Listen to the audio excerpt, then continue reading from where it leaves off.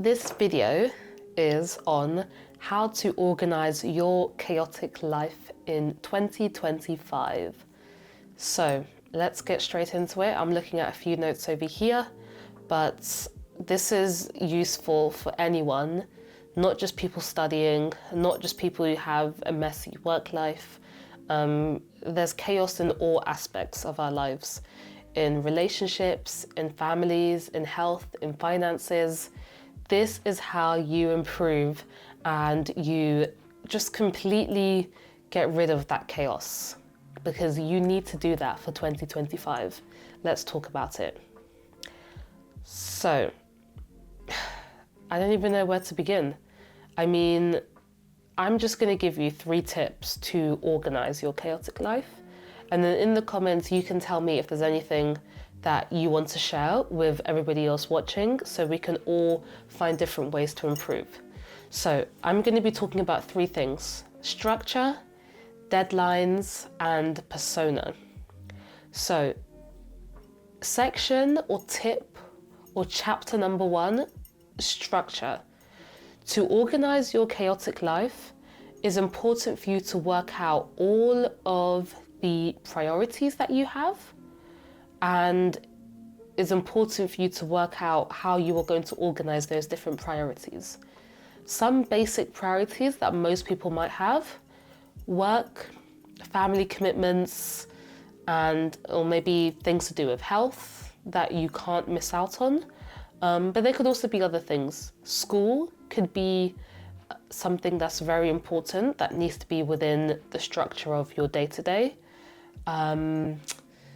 I mean, there are a few other things, but I think those are the main ones. I would say, so work, relationships, school, and health. I would say they're the main ones.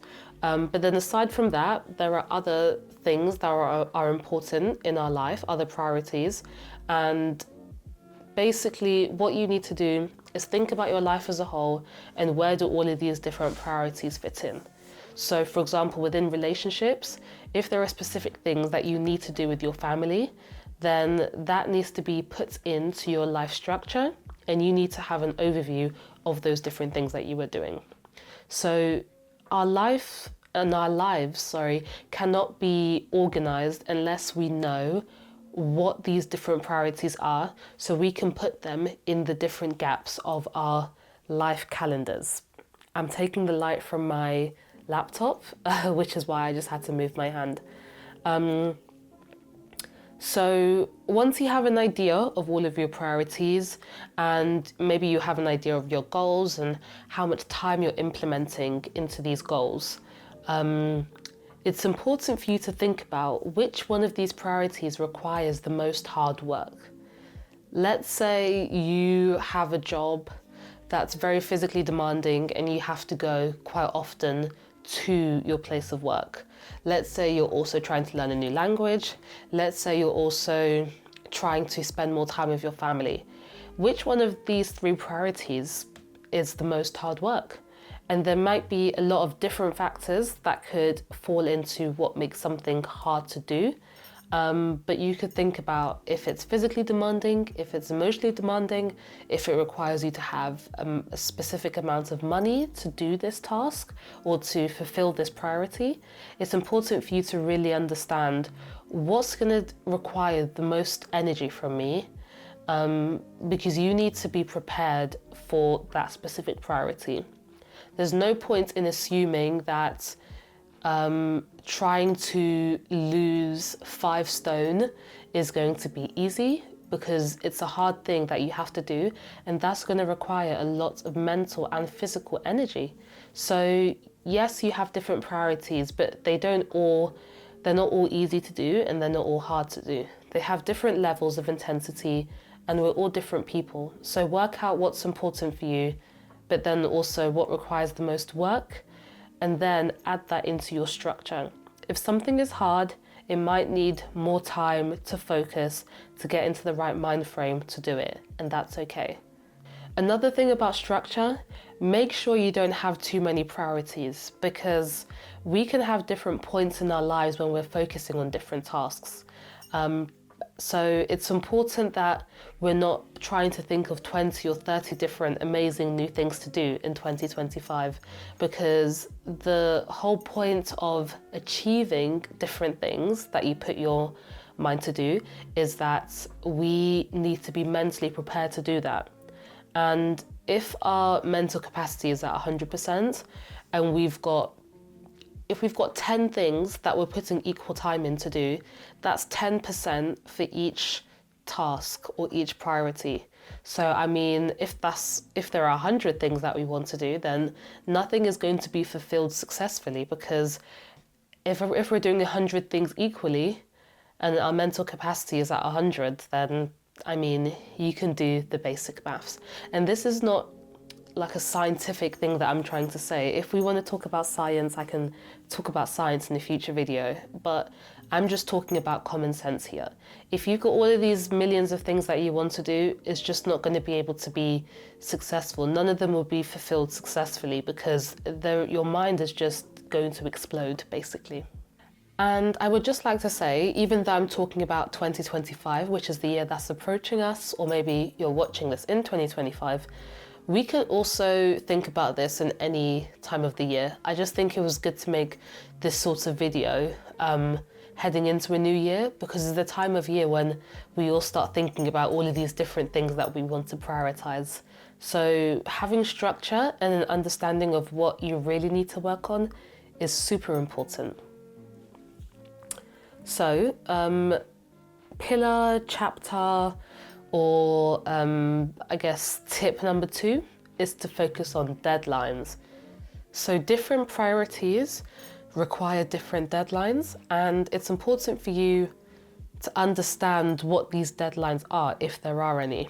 And if there isn't a deadline, I strongly suggest you create one.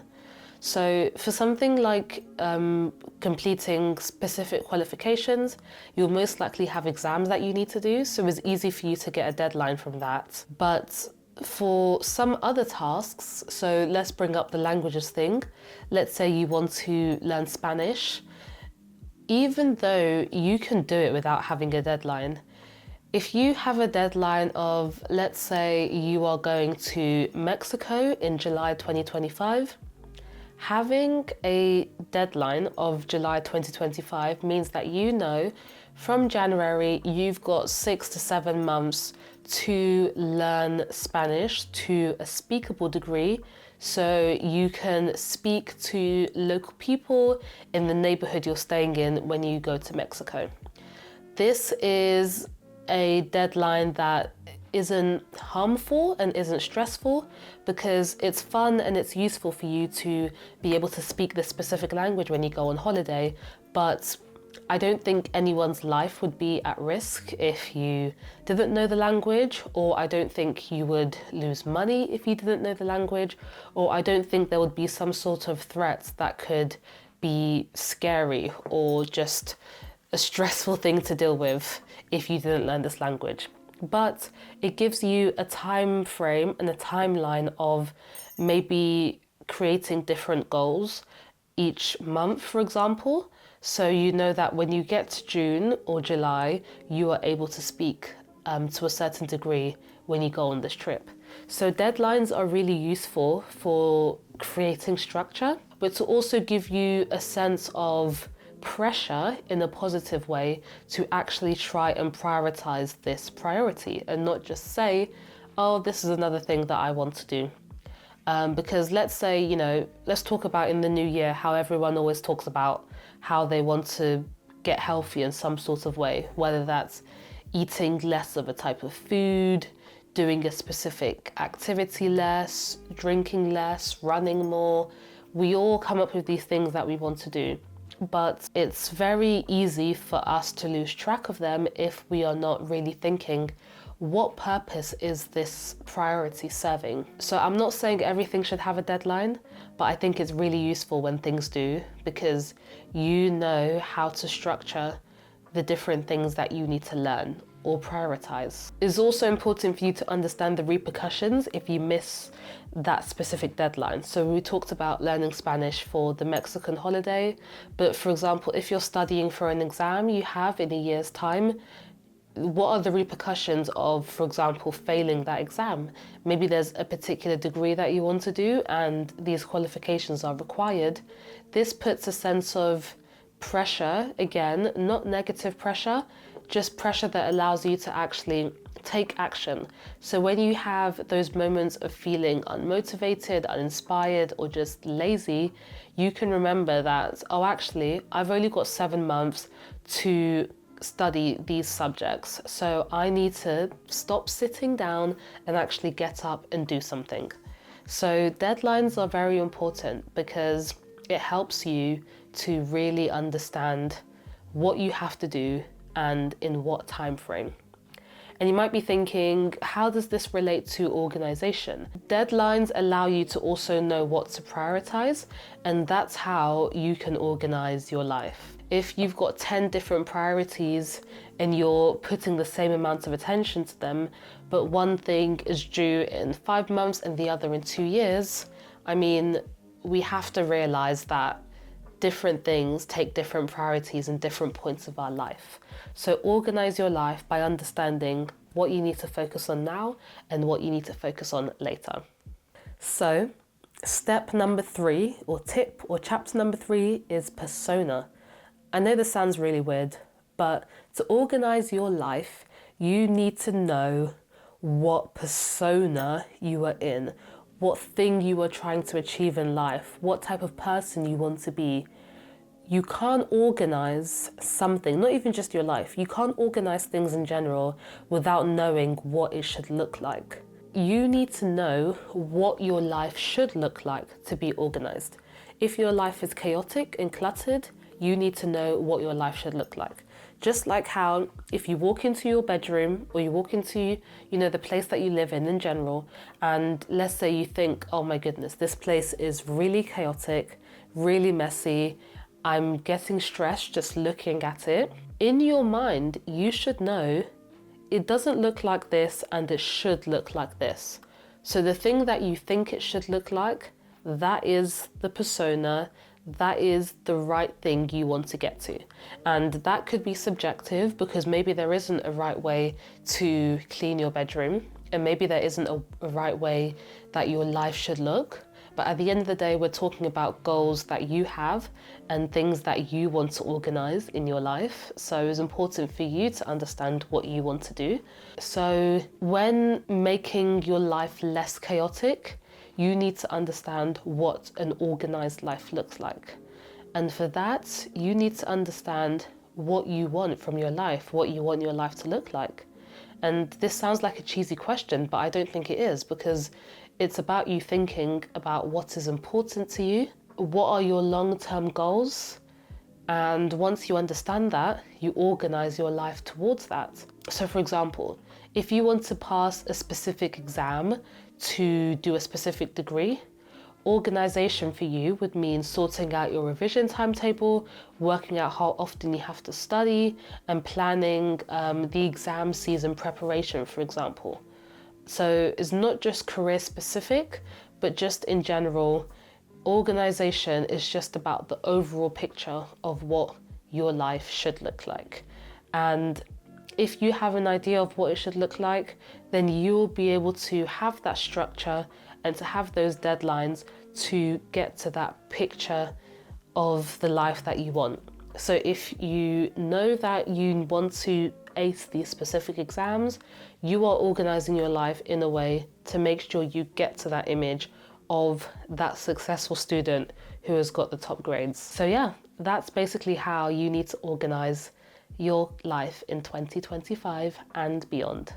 So in summary, we all have different ideas and ideals of what we want our lives to look like. But until you sit down and really think, what am I in now and what do I want to be in, you won't really know what you need to change. Be aware of the deadlines, have structure, and understand the persona that you want to get to. And I think you will be okay. So that's it for this video. Quite short, but I just wanted to highlight what I think is important for you to organize your life. Structure, deadlines, and persona. But thank you for watching this video. I don't know what year you're watching this in, but I think it's relevant for any time of year, but especially going into a new year, it's important for you to think about these things to organise your life. Let me know what you think in the comments, and I will see you in the next video. Bye.